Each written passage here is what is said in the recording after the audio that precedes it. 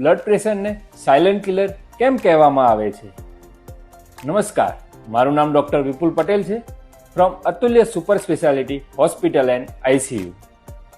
આજે આપણા એક મહત્વના ટોપિક બ્લડ પ્રેશરની ચર્ચા કરીશું. બ્લડ પ્રેશર જનરલી વધારે હોય તો એના કોઈ સિમ્ટમ્સ આવતા નથી, પરંતુ જે સાયલેન્ટલી તમારા બ્રેઇન, હાર્ટ અને કિડનીને નુકસાન પહોંચાડી રહ્યું હોય છે.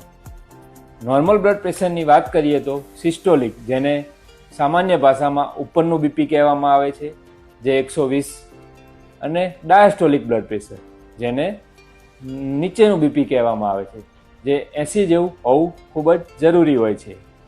તમે તમારું બ્લડ પ્રેશર ક્યારે ચેક કરાવ્યું એ કોમેન્ટમાં જરૂરથી જણાવજો.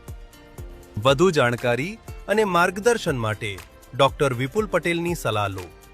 Like, share and follow for more health updates.